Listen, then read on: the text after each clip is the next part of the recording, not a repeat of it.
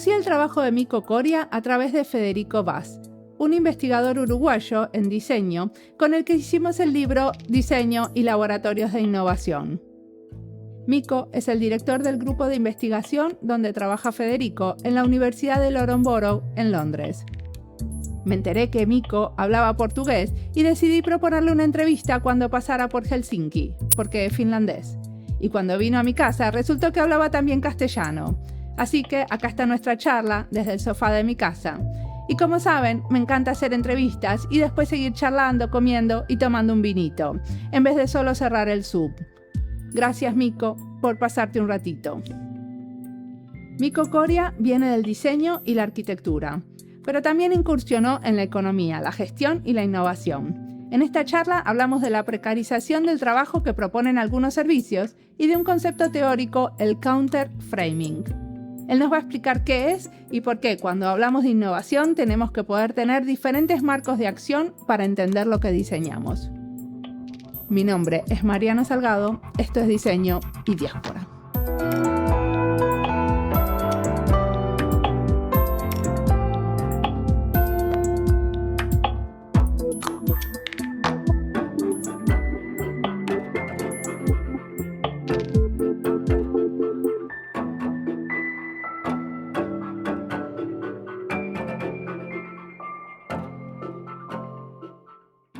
Yo soy Mico Coria, soy profesor de diseño y más profesor de diseño en la innovación con diseño o mediante diseño, vamos. Y yo soy profesor en Londres, yo trabajo en el Instituto de Design Innovation en Loughborough University, London.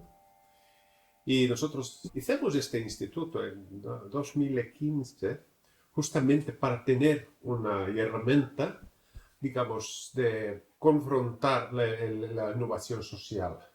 Porque es importante, una gran parte de la profesión de diseño, de designers y de design en general, se mantiene muy cerca de la agenda neoliberalista y de la agenda, vamos a decir así, más con las empresas y más para el profit y menos para non-profit, menos para, digamos, la innovación social. Entonces, nosotros montamos este instituto, somos un cuadro de más o menos 7, 8 académicos de varios orígenes y nosotros estamos muy, digamos, concentrados en los aspectos de cómo podemos promover la agenda humana en la innovación. Y decime una cosa, volvamos un poquito para atrás. ¿Qué estudiaste? Yo soy un arquitecto originalmente. Sí. Empezó mis estudios en Brasil. El Reino Unido es mi 10º país. Sí, yo no sabía que hablabas castellano. Yo pensé que me ibas a contestar en portugués. No, porque yo he trabajado muchísimos años atrás. Trabajaba en España, pero hace muchísimos años. Y entonces español, castellano es mi 4º o 5º idioma. Entonces ya estoy un poquito así. Dije, qué bárbaro, yo entiendo todo. Y después pensé, claro, porque está hablando en castellano. Sí. Ahora, el portugués es mi idioma materno. Sí. Por eso yo tengo una cierta facilidad de hablar también castellano. ¿Cómo es tu idioma materno? Sí, bueno, yo tengo 3. No tengo 3 madres, pero finlandés. Yo soy nacido en Finlandia. Sí. Después, toda mi escolaridad he hecho en inglés. Sí. Y en casa yo hablo portugués. ¿Fuiste al colegio, al primario, al secundario acá en Finlandia? No, porque parcialmente solamente. Porque yo tengo la escuela secundaria de Brasil, tanto en el sistema americano cuanto en el sistema brasileño. Y he estudiado mis primeros años de la universidad, he hecho en la Universidad de Sao Paulo, en la Facultad de Arquitectura y Urbanismo.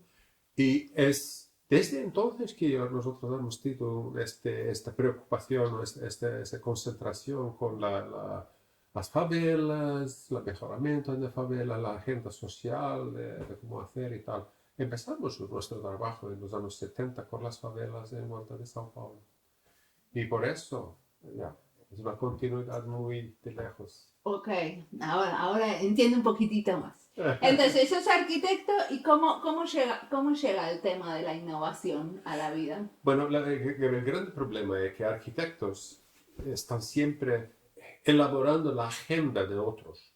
Sí. Pocas veces Sí. tú como arquitecto o Sos un designer, implementador, alguien decidió sí, tú construir un implementas edificio. las agendas de los otros. Y es un poco problemático eso porque quien establece la agenda también establece la sustentabilidad, la agenda social, la regeneración, por ejemplo, de pueblos, etcétera, Sí, etcétera, por eso me etcétera. gusta trabajar en política pública, Sí, sí, aunque no. se puede influenciar mucho Sí, menos, sí, ¿no? Es evidente, diferente. hace parte. Y justamente ese setting of the agenda, como se dice en inglés, que es Sí. absolutamente esencial para toda esa actividad. Y es por eso que nosotros, juntamente con Federico Vaz, ¿no? Que Sí. tú conoces bien, nosotros trabajamos en la design para políticas, el design for policy, que es un asunto que no se hace mucho en el mundo hoy. No. Todavía. Y entonces, en el grupo que ustedes tienen, hay varios otros diseñadores. Sí, tenemos gente de orígenes bastante diferentes y mucha la gente, mucha gente de nuestro instituto tiene también, digamos, backgrounds variados. Por ejemplo, yo soy arquitecto, mas también mi doctorado es en economía. Ah, mira. Así es un crossover. Por eso nosotros nos pensamos que somos bastante interdisciplinares.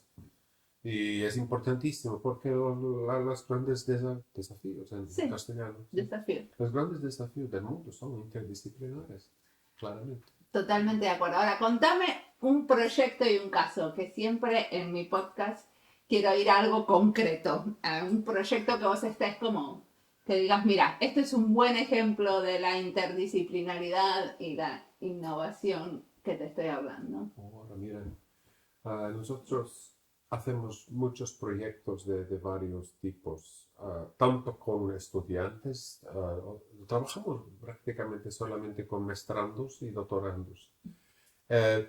Y el caso de doctorado de Federico es un buen ejemplo porque ha nacido la idea de estudiarnos mediante su doctorado y envuelta de ese trabajo la cuestión de design que puede ser aplicado para las políticas públicas. Ahora, mediante eso de aquí, ya tenemos un grupo de proyectos. Por ejemplo, estamos trabajando en Fair Energy, en Vuelta de Londres. Un grande problema en Reino Unido es la pobreza, ¿no? Hay muchísima gente muy carente. Y uno de los grandes desafíos es la gestión de energía con un precio, digamos, accesible, ¿no? Y entonces salió de ese proyecto de Design para Políticas Públicas, un proyecto de Fair Energy, energía justa.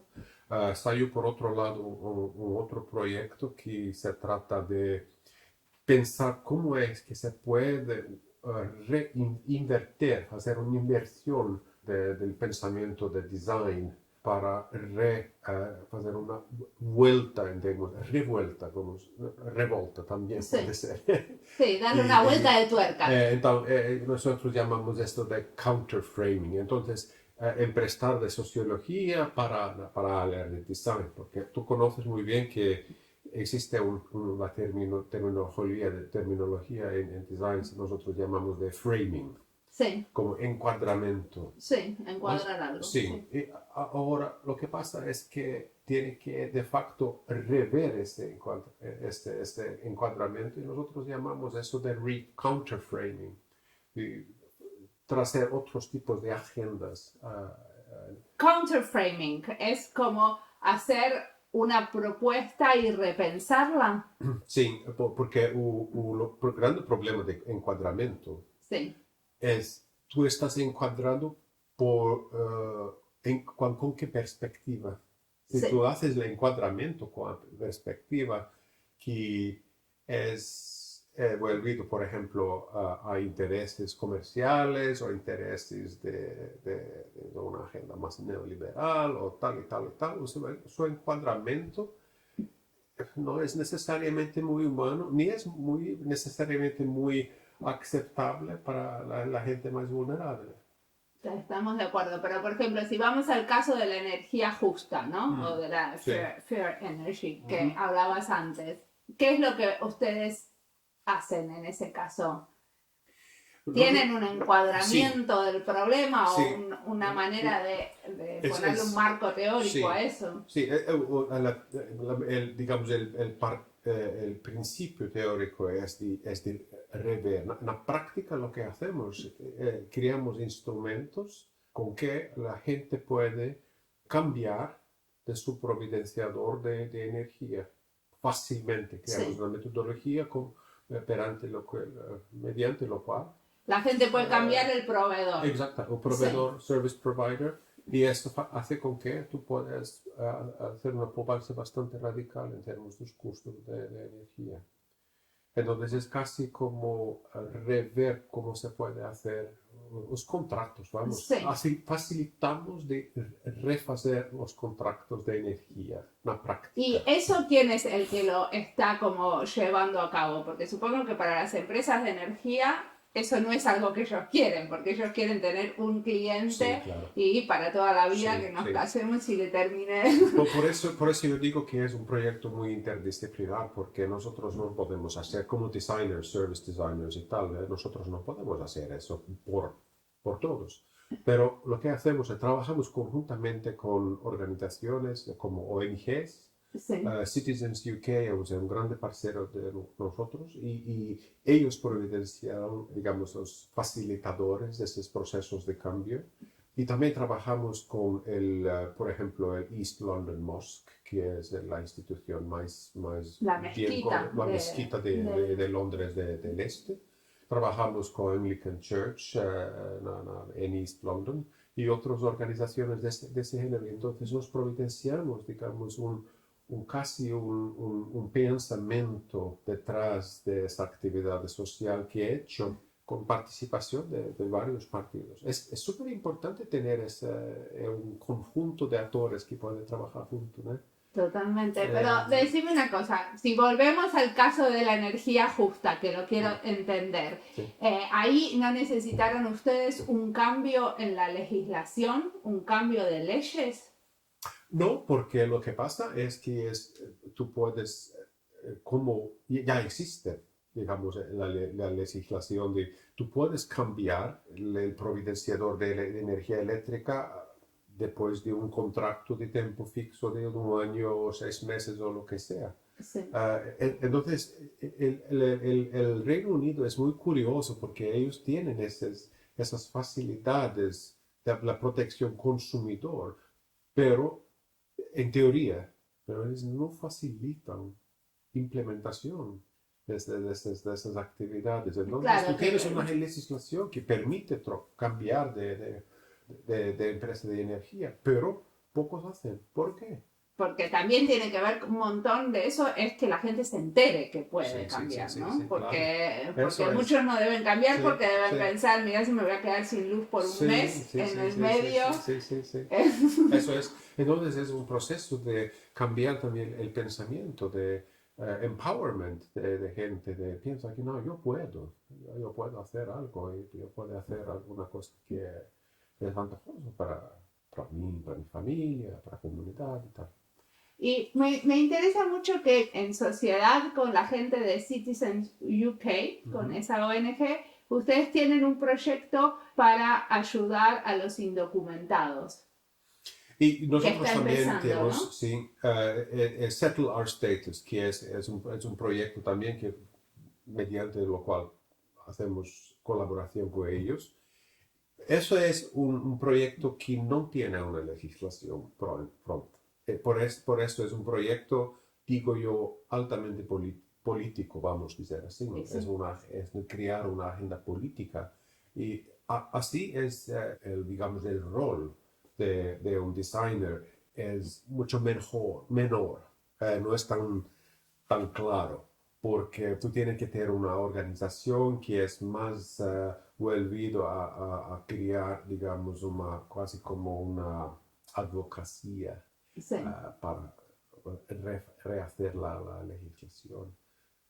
Más, un designer puede bien hacer parte de este tipo de proceso, ¿no? Sí, bueno, sí, yo por ejemplo, yo te pregunto por eso porque uno de mis trabajos en los que participé en el Ministerio del Interior ahora, el año pasado, fue en el plan de acción para la gente que está en el país sin documentos.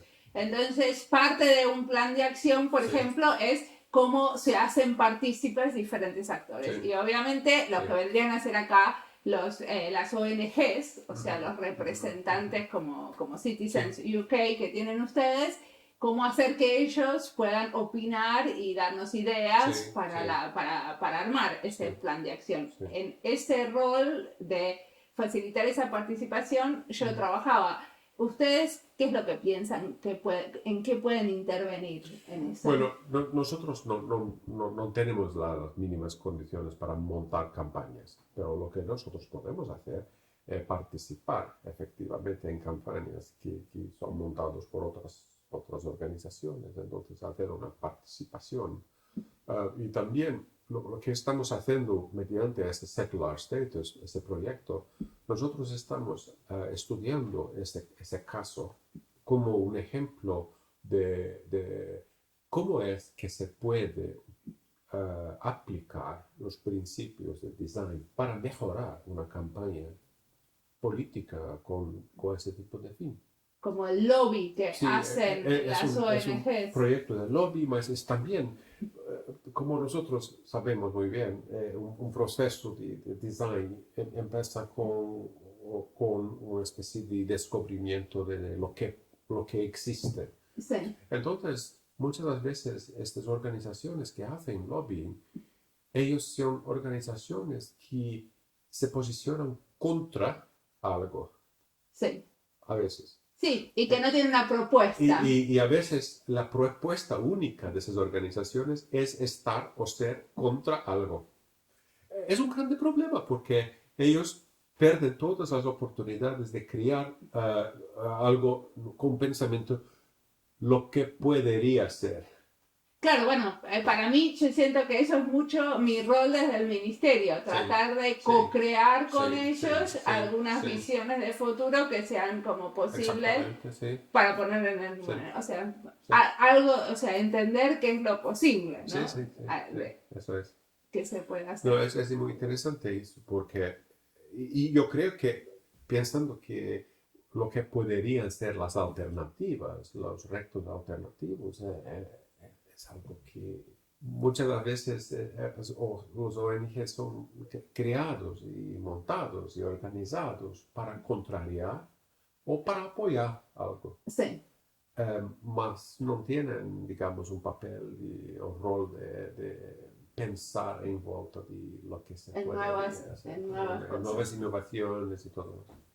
Entonces ahí es donde la universidad puede estar apoyando a las ONGs. Sí, claro, porque lo que se necesitan en estos casos son conocimientos nuevos, ¿no? Sí.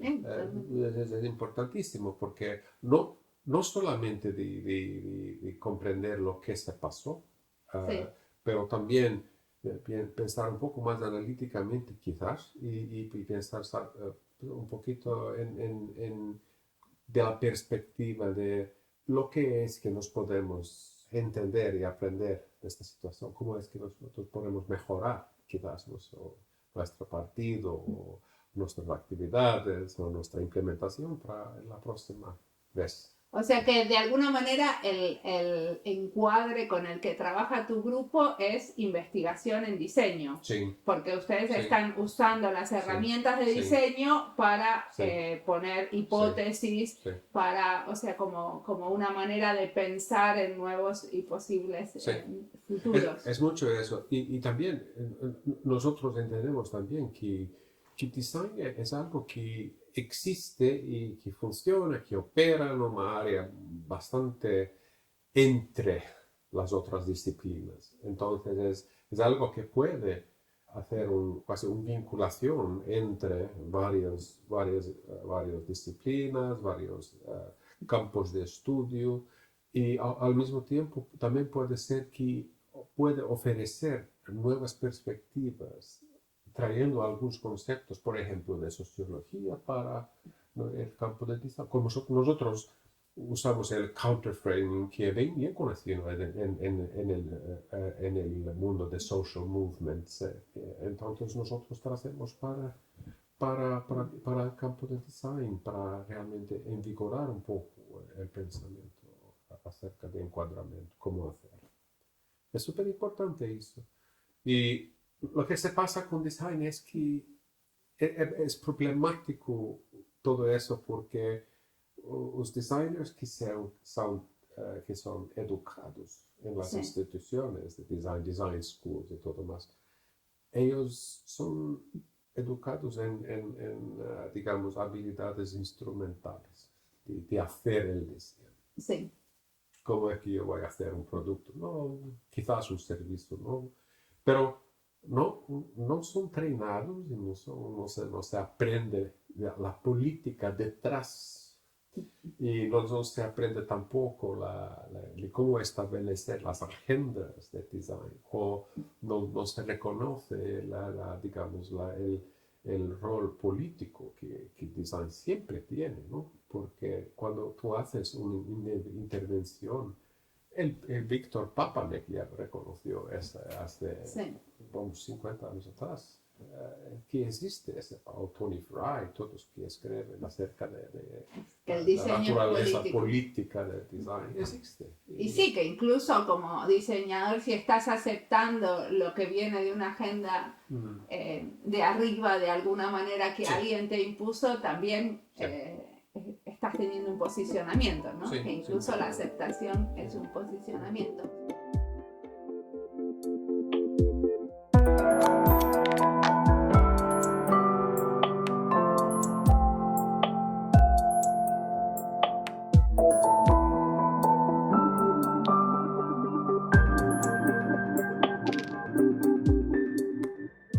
Esta entrevista es parte de las listas Reino Unido y Diseño, Investigación en Diseño y Educación en Diseño.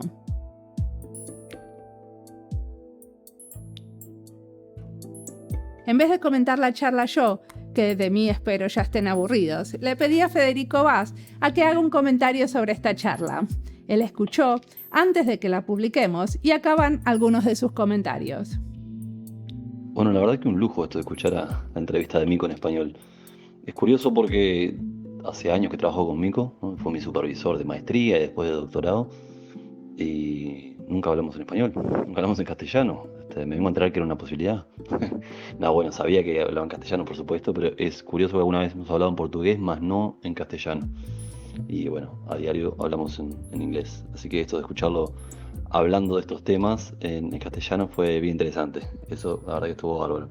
Y muchas de las cosas que dijo, la verdad que bueno, yo soy un fan de su trabajo y su forma de explicar las cosas, pero me parece que tiene muchísimo sentido, ¿no? Cuando comentaba del service design y la precarización del trabajo, por ejemplo, creo que eso es clave y es algo que es bastante evidente cómo, de alguna manera, el service design u otras formas de diseño general del mainstream tienden a dar por sentadas algunas bases políticas o políticas ideológicas sin demasiada consideración, ¿no? Y con respecto a la precarización del trabajo, creo que eso es bien evidente cuando vemos la llamada gig economy, ¿no? De la que son hijos todos los Ubers, los Deliveroo, todos ese tipo de servicios, que en gran medida ha habido un trabajo del service design bien pensado y que de alguna manera son servicios que se basan en el trabajo de afiliados, ¿no? En esto donde no hay un trabajador que sea reconocido como un trabajador de la empresa, sino que bueno, es un afiliado, es un trabajador independiente que no está sindicalizado, no pertenece a una unión de trabajadores, ¿no? A un gremio, y que obviamente tiene un costo social muy importante en términos bueno, lo que genera o lo que no genera en tanto el entramado social y cómo las personas generan vínculos laborales y generan apoyos laborales y si generan una fuerza que pueda de alguna manera presentar reclamos de peso al empleador. Eso obviamente en la gig economy no funciona y creo que de alguna manera el service design en gran medida, no quiero decir que exclusivamente, pero en gran medida contribuye a ese tipo de nuevas empresas o nuevos modelos de negocios por lo que Mico mencionaba, ¿no? La cuestión de la eficiencia, ¿no? Tener ganancias en eficiencia que son medidas principalmente en términos económicos, en términos de cómo la empresa puede ser más lean, ¿no? Tener menores costos y entregar un mayor valor a los consumidores. Y eso muchas veces es en detrimento de lo que se le paga a los trabajadores y bueno, de la precarización del trabajo, como mencionaba Mico. Eso me parece la verdad que bien fundamental.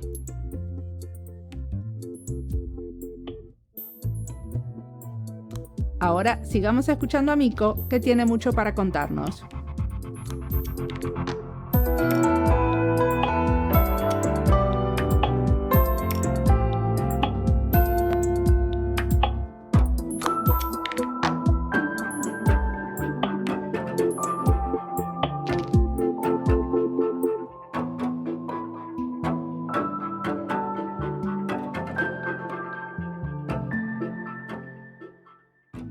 Quería volver un poco a eso del counterframing, porque no estoy segura que lo entiendo. ¿Qué quiere decir?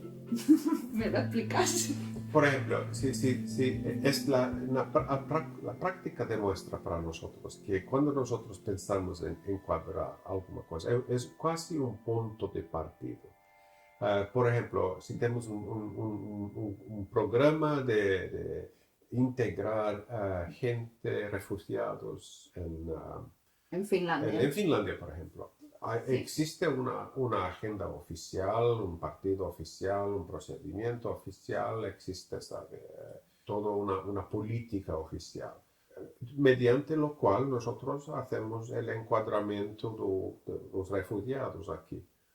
Pero alguna persona ya ha preguntado, ha contestado cuál es la perspectiva del refugiado, de él mismo o de ella misma. Sí. Y cuál es la perspectiva de lo que es que una persona que viene como refugiado para Finlandia, ¿qué esa persona va a querer de la vida? ¿Y cuál es la perspectiva de esta persona? Entonces es un counterframe, es una perspectiva alternativa. Una perspectiva alternativa, Sí, ok. Y de alguna manera siempre los diseñadores traemos esa otra perspectiva alternativa porque siempre estamos, por ejemplo, mapeando a quienes estamos escuchando y a quienes no. Sí, concordo en parte, pero lo que se pasa es que el cuadramento que el designer tiene la tendencia de hacer no cuestiona el punto de partida esencialmente. Claro, nosotros sabemos que existe esta mantra en design que tú tienes que contestar el brief, ¿no? Siempre. Sí. A preguntar. Pero siempre el brief nos molesta. Sí, sí. Sí, exactamente. Y también puedes siempre decir que, bueno, el problema que está mencionado en el brief no es de facto el problema realmente root cause, el problema raíz. Eso sí. Pero muchas veces no se cambia de perspectiva. O ángulo de entrada para conversa es exactamente igual. Igual, sí. Entonces, es casi de cambiada completamente la perspectiva. Por eso nos llamamos eso de counterframing. Y hay como algunas herramientas para hacer este counterframing. Sí, otro ejemplo, para ilustrar un poquito. Dale. Trabajamos con la gente do East Zone de São Paulo. São Paulo, la zona leste de São Paulo, chamada também zona leste de São Paulo en portugués, ¿no?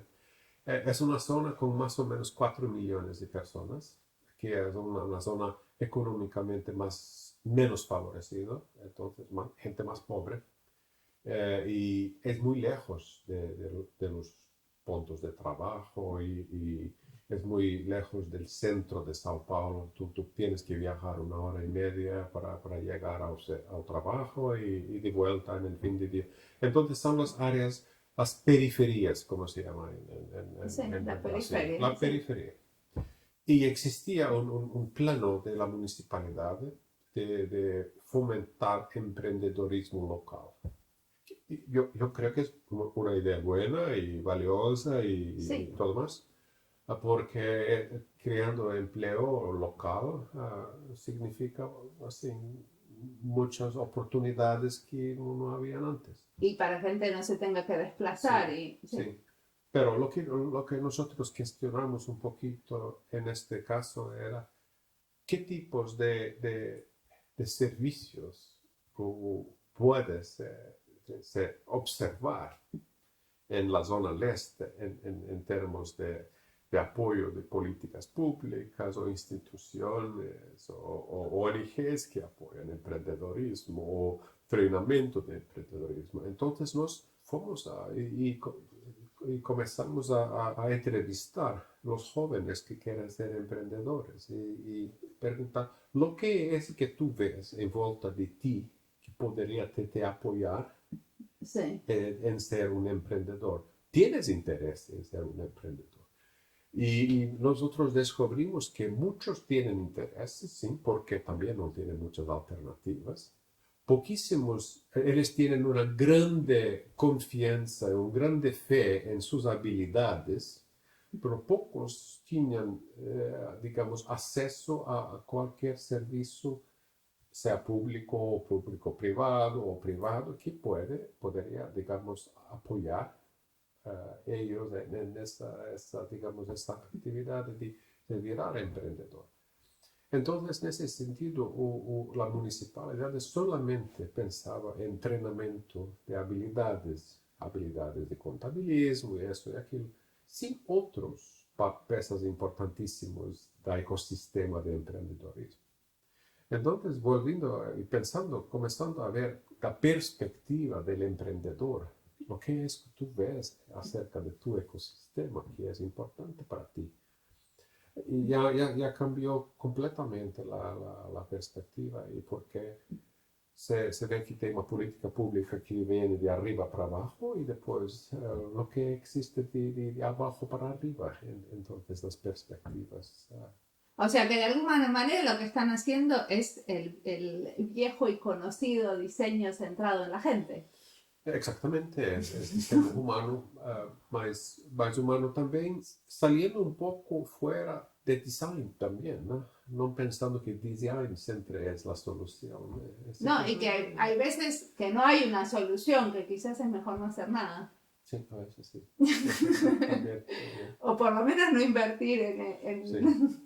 Bueno, es así. Y que nosotros siempre pensamos es que son muy complejos esas cosas.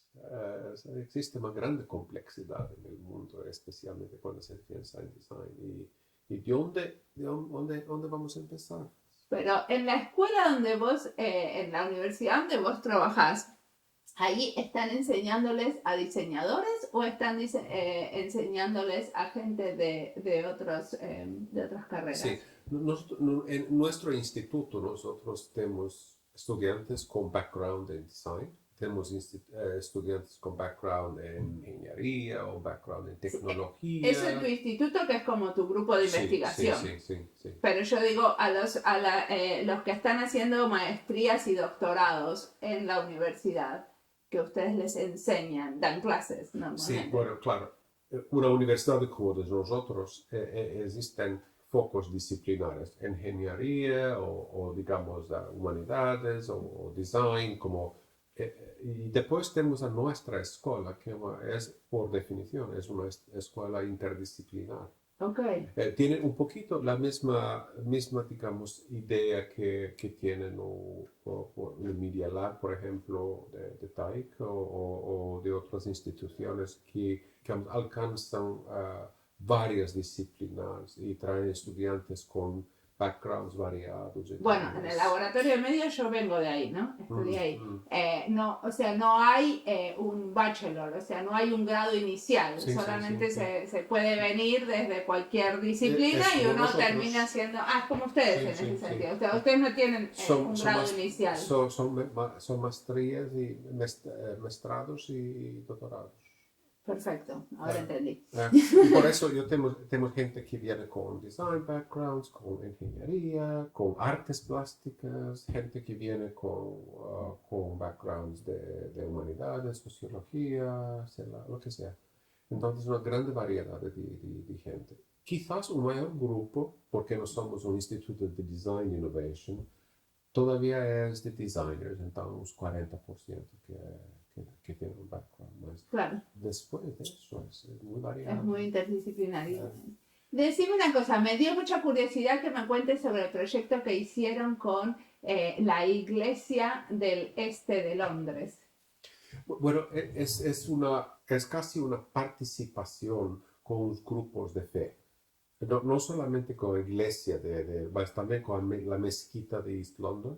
Mezquita, perdón. Mezquita, iglesia, los dos, tanto la iglesia anglicana cuanto las mezquitas o Islamic groups en Londres, ellos participan, por ejemplo, en ese proyecto de energía justa, vamos a decir así. ¿Y por qué? Porque ellos tienen, digamos, son los canales de acceso a las poblaciones. Sí.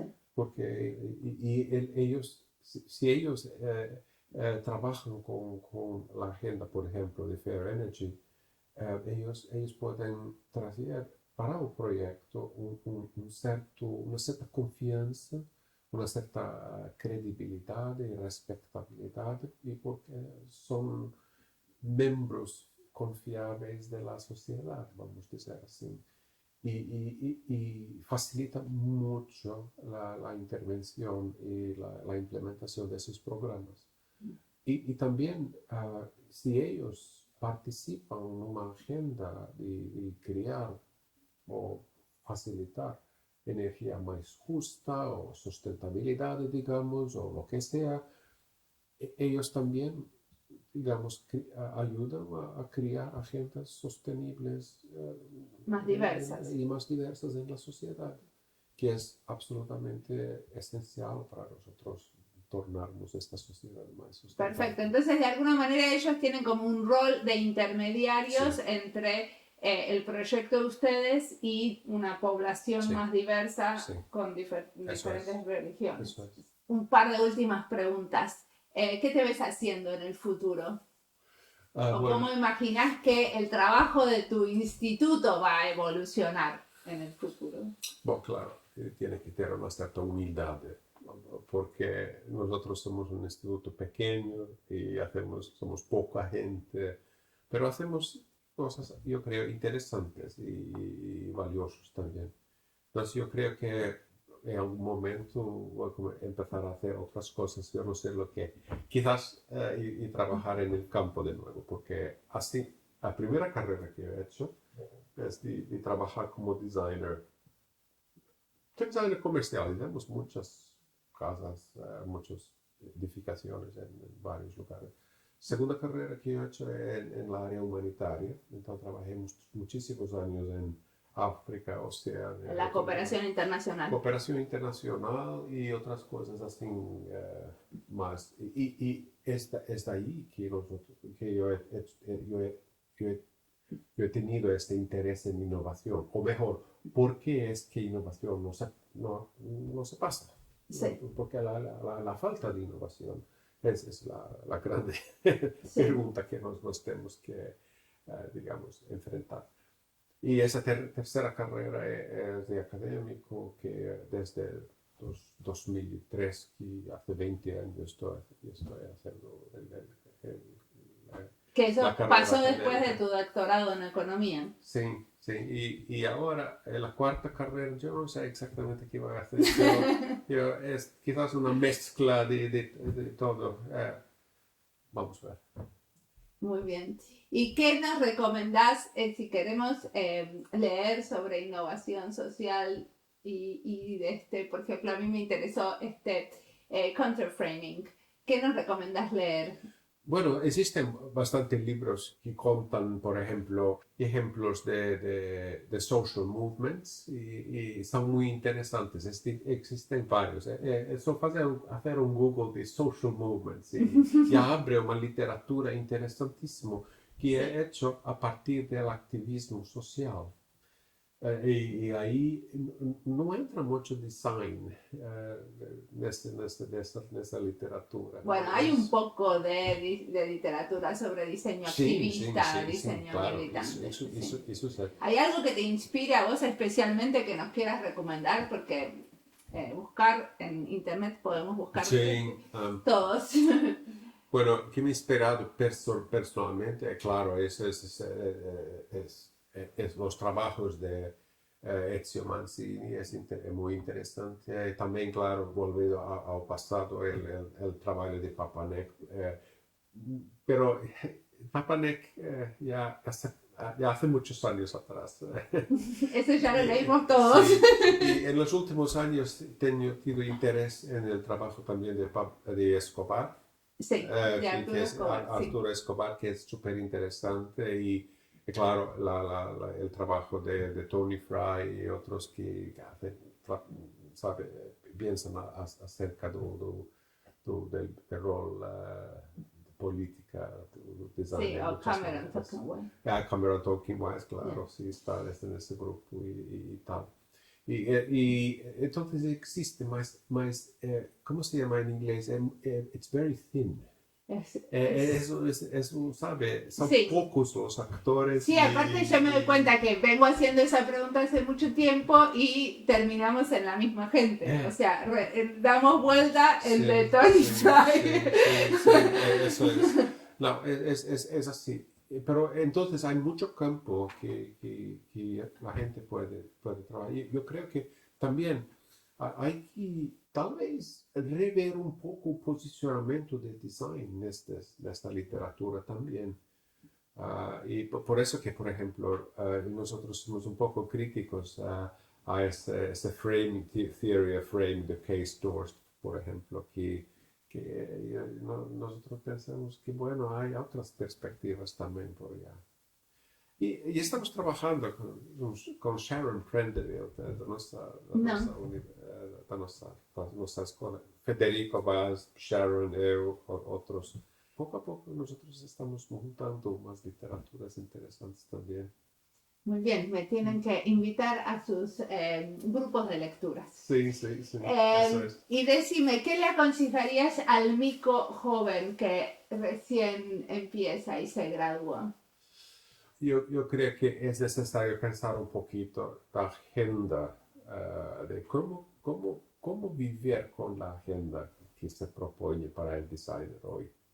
Tener un poquito una perspectiva un poco autocrítico quizás también, porque nosotros hacemos muchos productos que no son muy que no vale la pena hacerlos. De facto son bastante destructivos y cuando nos hacemos el service design que mucha gente promueve como algo que puede salvar las empresas y puede hacer mucha cosa buena y tal, pero ¿cuál es la agenda del service design? Es un poco la precarización de trabajo también. ¿En qué sentido? Por ejemplo, cuando tú solo miras para eficiencia de cómo hacer el trabajo, lo que pasa con el gusto de hacer el trabajo. Pero eso tiene que ver cómo hagas el diseño. No tiene que ver con...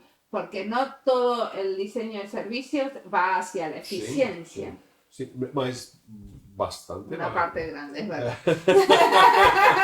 Y por eso que nos somos bastante críticos para el service design, porque entendemos sí que es necesario pensar en servicios y es súper interesante. Me gusta el service design, ¿no? Bueno, la realidad es que también usamos el término diseño de servicios porque no hay otro para hablar de un diseñador de políticas públicas, porque el diseño de servicios de alguna manera engloba todo lo que es el diseño abstracto, o sea, el diseño que no es concreto, un objeto. Una de las cosas que yo creo que es una oportunidad muy interesante es de pensar en utilizar el design para las políticas públicas, que es algo así que está un poquito arriba, ¿no? Y el service design es algo que se hace muy cerca del cliente, del consumidor, del utilizador, los servicios y tal. Y existe un continuum entre los dos. Sí. Pensa, ¿dónde es? Porque el caso es que políticas públicas innovadoras les posibilitan servicios nuevos Sí. que son quizás que son centrados en el Pueden ser público centrados, sí. y Van a que son- explotar el planeta. que crean beneficios para el público a largo, ¿no? Sí, bueno, depende de cuáles. Pero la realidad es que, por ejemplo, cuando yo estoy trabajando en nivel del ministerio, no estoy en la implementación de la política Sí, claro, pública, claro. sino que estoy en el seteo de la agenda. Sí. Entonces, cuando estás ahí, no estás en el otro lado. O sea, como es difícil este continuum. Bueno, hay que pensar un continuum que no necesariamente dependa del rol de las personas, ¿no? Que pueda existir un continuum, Sí. pero con diferentes actores. Sí, no, es así, claramente, porque tú necesitas de varios actores. En la política pública tú creas las posibilidades de crear a la implementación de servicios interesantes y que son centrados en los ciudadanos o Sí. lo que sea. Y por eso que existe un continuum, porque si tú no tienes políticas públicas que son bien hechos o que son innovadores, también los servicios que salen de ahí. que salen de ahí son Muy quizás limitados, sí. son muy limitados, eso es. Así ese continuum es súper interesante porque de un lado tenemos la implementación y por otro lado tenemos la posibilitación. Sí. Y cómo trabajar en eso. Y tiene que tener digamos, un intercambio de influencias entre Sí, los dos. y ahí los dos. es un lugar muy interesante para estar. Y yo me doy cuenta que ahora que participé en varios de estos documentos del gobierno, que son como planes de acción o Sí. estrategias, que muchas veces viene la parte de Seuranta, que es como Sí, sí. cómo seguimos y cómo Seguimiento. el seguimiento de Ujú. ese plan, que puede ser, Sí. o sea, que tiene como elementos estratégicos y elementos Sí, sí, operativos. sí, sí, sí. Y si llegamos al seguimiento y es como, "Oh, ¿qué hacemos?" Es un vacío ahí. Sí. O sea, siempre hay como un parate de no sabemos a quién va a hacerlo, cómo Sí, lo vamos a hacer. y muchas veces nada se pasa. Sí. Sí. No, Tiene una esquematización, una política que después no son traducidos, no son trasladados para servicios eficientes y operativos y instrumentales y beneficiables a los consumidores Sí. o clientes o ciudadanos. Yo dije, yo justamente en uno de estos que trabajé dije, "Hey, yo estoy muy interesada en el seguimiento de esto, como puedo participar", y me miraron así como, ¿por qué? Como, ¿por qué querés hacer eso? Sí. Y yo pensé, y bueno, porque quiero conocer la historia y aparte, bueno, debe tener que ver con mi formación, que como diseñador me gusta ver las cosas implementadas, que Sí. todo bien el plancito, pero Sí. quiero ver cómo sigue. El grande problema es que a idea que design tiene, que tú tienes que testar. Sí. Que es magnífico. Tú haces una solución, pero tienes que saber si esa solución funciona. Eso es el gran problema de hacer políticas públicas. No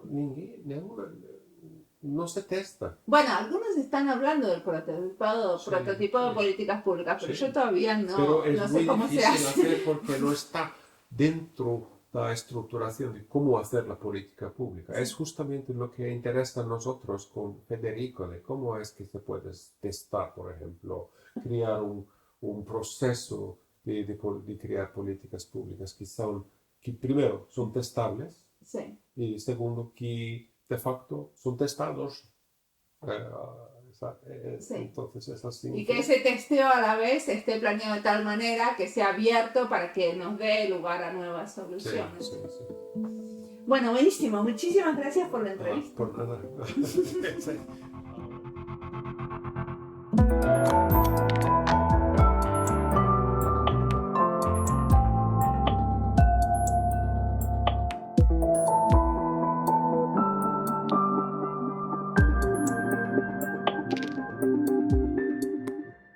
Acá seguimos escuchando a Federico Vaz comentando esta charla y les recuerdo que Fede propone leer varias cosas para ahondar en lo que dice Miko. Todos los links que él nos pasó los van a encontrar en nuestra página web. Y respecto del enfoque del counterframing, sobre el que le preguntabas a Miko, esto del contraencuadre, si que estoy haciendo una traducción un poco burda, le preguntaba sobre qué leer al respecto, ¿verdad? Y él decía que, bueno, que había mucho por ahí, y es verdad, hay mucha literatura, pero creo que una referencia súper importante es el último paper de Sharon Prendeville. Es una colega del Instituto de Design Innovation con la que trabajamos con Miko. De hecho, ella fue también junto a Miko, mi otra supervisora de doctorado. Y este paper se llama On the Politics of Design Framing Practices. Y sería como la política, ¿no? Sobre la política de las prácticas del encuadre de diseño o el encuadramiento a través del diseño. Y fue escrito en coautoría con Pandora Šiperek y Laura Santamaría, una colega, bueno, ambas colegas del instituto, esta última argentina, Laura Santamaría. Y me parece que es bien interesante porque es no solo es un paper que, bueno, recién salió del horno, digamos, y parte del trabajo que se desarrolla en el instituto, que me parece que sería bueno para aquellos interesados, aquellas y aquellos interesados para entender un poquito más cuál es el tipo de trabajo al que Miko se refería, sino que me parece que describe muy bien justamente este aspecto político del design framing, que justamente como mencionaba Miko, no todos los autores hacen una referencia explícita a ello, ¿no? Por ahí Miko mencionaba a Case Dorst y toda la lógica del design framing for innovation y ese tipo de aproximaciones que Dorst relata, y creo que de muy buena manera en sus papers, o inclusive en su último libro, de alguna manera no se considera la lógica las políticas, las visiones políticas que hay detrás de este ejercicio del framing. Yo creo que ese paper me parece va a dar mucho que hablar en los próximos meses, o me parece que va a informar de alguna manera lo que se siga escribiendo al respecto. Este es un paper bien interesante y que salió recientemente en Design Issues, o sea que tuvo una muy buena aceptación por un journal que es obviamente muy reconocido. Y justamente el trabajo que estamos haciendo hoy por hoy en el instituto, o por lo menos en el trabajo que estamos desarrollando con Miko y con Sharon en particular, tiene que ver con esto del counterframing, ¿sí? Con tratar de entender cómo podemos tratar de colaborar, si se quiere, o poder entender el Design for Policy como una actividad bottom-up, si se quiere, ¿no? Desde abajo hacia arriba. Es decir, cómo el diseño puede integrarse y servir al desarrollo de políticas públicas sin tener una orientación gubernamental. Es decir, cómo participamos, capaz que un poco más relacionado al activismo, ¿no? Al design activism, cómo participamos del proceso político sin estar basados, ¿no? O centrados dentro de la lógica gubernamental, que todo el Design for Policy hasta el momento se centra básicamente en eso, ¿no? En cómo el gobierno integra actividades o aproximaciones o mindsets o herramientas de diseño para contribuir al desarrollo de políticas públicas. Y este enfoque que le estamos dando nosotros pasa por el otro lado, por entender cómo otras organizaciones sociales, por ejemplo, se pueden apropiar de muchas de estas herramientas y actividades para integrar diseño, ¿sí? Desde un enfoque bottom-up, cuando tratan de impulsar, por ejemplo, una particular agenda, ¿sí? Con una visión política explícita, si quiere, que es algo que el diseño típicamente le rehúye. Y es particular porque el Design for Policy, de hecho, ¿no? El diseño para las políticas públicas, suele no considerarlo. Y esto, por el contrario, este enfoque que nosotros planteamos, trata de abrazar la visión ideológica. No solo reconocerla, sino que, bueno, hacerla explícita y entenderla como parte de lo que le genera un encuadre a las posibles soluciones de diseño que se generan. Por otro lado, me pareció bien interesante el comentario que hacían del trabajo de Tony Fry y de otros, ¿no? Como Víctor Papanek, trabajos obviamente seminales en cuanto a entender el diseño comprometido con la responsabilidad medioambiental y la infraestructuración de las comunidades. Eso está clarísimo.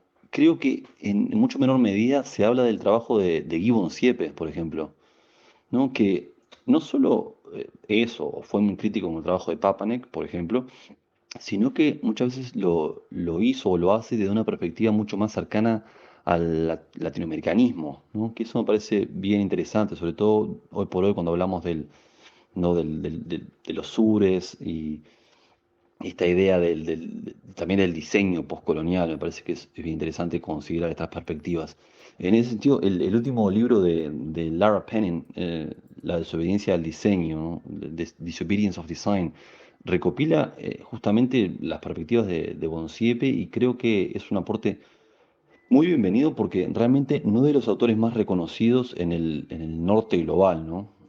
Más bien todo lo contrario. Creo que otros autores, Papanek en particular, ha sido mucho más reconocido, que me parece perfecto, pero creo que sería interesante que se considerara la perspectiva de Bonsiepe, y con suerte este nuevo libro de Penning va a hacer justamente eso, va a ayudarnos o ayudarles, si se quiere, a los académicos del norte a empezar a entender estas otras perspectivas que no solo son críticas, sino que me parece que aportan otra sensibilidad de lo que es el diseño, de lo que es el diseño en clave del desarrollo industrial y desarrollo económico de los países, que eso Bonsiepe lo describe muy bien, sobre todo en lo que fueron el efecto del diseño en las políticas industriales, en los procesos de industrialización de América Latina. Eso parece que la verdad que es bien interesante de entender. Como siempre, la música del podcast es de Antonio Zimmerman. El diseño de sonido es de Julián Pereira. Este podcast está publicado con licencia creativa común con atribuciones. Esto fue Diseño y Diáspora. Pueden seguirnos en nuestras redes sociales en YouTube, Instagram y Twitter, o visitar nuestra página web diseñoydiaspora.org. No olviden recomendarnos. Nos escuchamos en la próxima.